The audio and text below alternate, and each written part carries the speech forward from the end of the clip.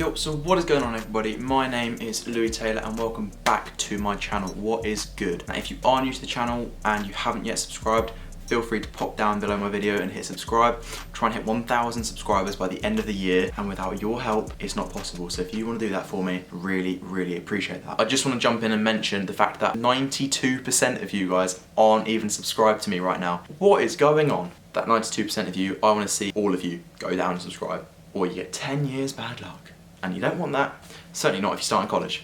Now before I get into the video, I'm going to tell you guys a few facts about me. As I said, my name is Louis, I'm 17 and I'm starting my second year of college. I'll be trying to help some of you guys with your first year. I like streetwear and I'm from the southeast of England. But so what's going on in this video today is I'm going to give you a lowdown of everything that you guys need to know before starting college in the UK. Now obviously because I've done my first year of college, I've got some experience. Now when I started college, I felt very nervous. I was very scared about the whole experience, and I know that some of you guys will be feeling the same way. So if I can help you guys, I would love that. So yeah, let's get into the video. So the first thing that I'm going to talk about with you guys today is friends. Now I struggled for friends going into college. I felt like I lost all of my friendships. I was exactly the same thing if you watched my previous video. If you are feeling the same way and you'd like to make some new friends in college, just walk into college with kind of open arms, keep your options open kind of thing. So if you go into college and isolate yourself, which is exactly what I did, it's a bad thing to do. So if you make sure that you keep kind of trying to keep involved in things, I mean you'll be doing subjects where other people enjoy the same things, so you'll be able to have a common interest between you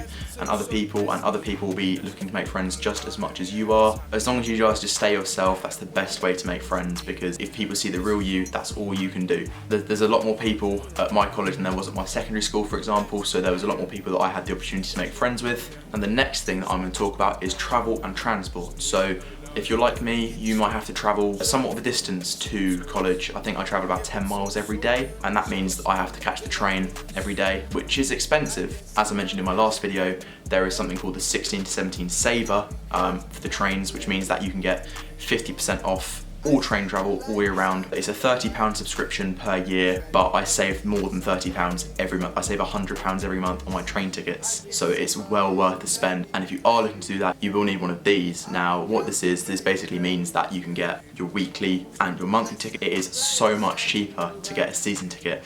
It might be more money to spend in one go, however, I save about £30 a week, so it's free to get. You just need a passport sized photo, and that means that you can get your season tickets and save yourself a lot of money. Now obviously in the times that we live, coronavirus, COVID-19, that means if you're going on any public transport you will need a face covering of some sort. Now do not forget your face coverings, they are essential. I think colleges themselves will probably require them as well, so they're definitely something you need to carry with you at all times. Now obviously I use the trains, so I know a little bit more about the trains than maybe the buses. I'm sure there's discounts available for the bus travel as well. It's all different in local areas, so you guys will have to look into your local bus discounts.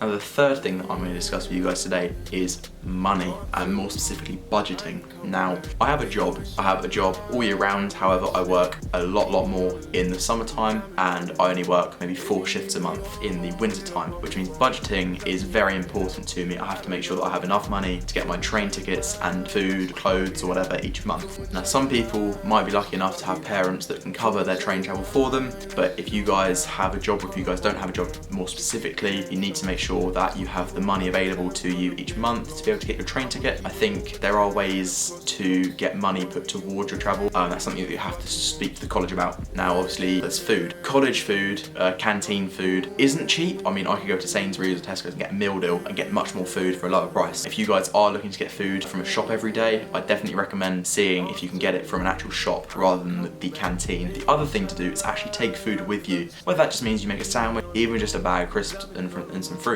Something is better than nothing. That's better to take food with you and not need it than not take any food with you and realise you don't have the money to actually buy the food. Don't spend all your money on train travel and food if you can help it, because you want to have some kind of luxuries in your life as well. So the next thing I'm going to talk about is workload at college. Now I think it's fair to say that the work you get at college is a lot more complex and there's a bit more of it than when you're at secondary school. So you'll be kind of set work every week, maybe between lessons. You guys will find out your college timetables hopefully sometime soon, which means that maybe you guys can also plan when you'll be doing your work outside of lessons. But what I'm trying to get at there is make sure that you know how much work you have to do and how long it might take you, and then also make sure that you have the time to do it. If you've planned to meet up with your mates and you suddenly got loads of work to do, are you going to let your mates down and do your work, or are you going to say the work and meet up with your mates? Just make sure that you have enough time in your week and your days to actually do the work you have to do. Otherwise, it can be a bit of a pain because you'll be behind in lessons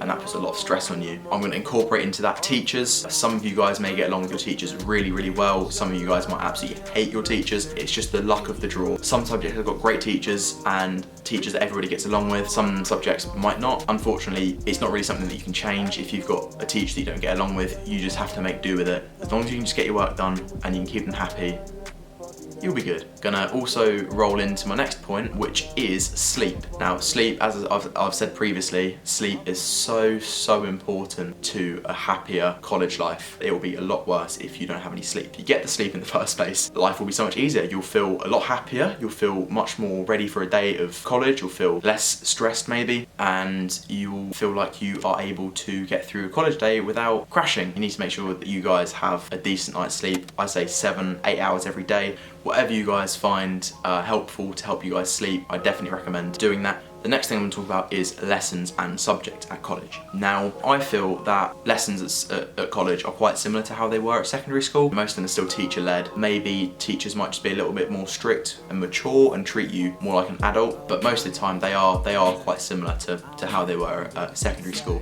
Now, I think my second to last point is I've written down essential kit. When you guys go to college, obviously you guys will need everything normal like you did in secondary school: a pencil case, a notepad. You'll need exactly the same thing every day. I have my notepad, I have some folders, like the big ring binder folders. Your teachers in your subjects will kind of advise what you need. A pencil case, it has a calculator, pens, pencils, highlighters. Highlighters are a big must, and like purple, green and red pens, like coloured pens. They are very, very helpful for marking. A4 notepad, bog standard. Face masks. You guys might need face masks around college or travel, or if you're going to the shops during lunchtime, you're gonna need one. For a guy like me, sometimes I'll carry around things like baby wipes because I like shoes.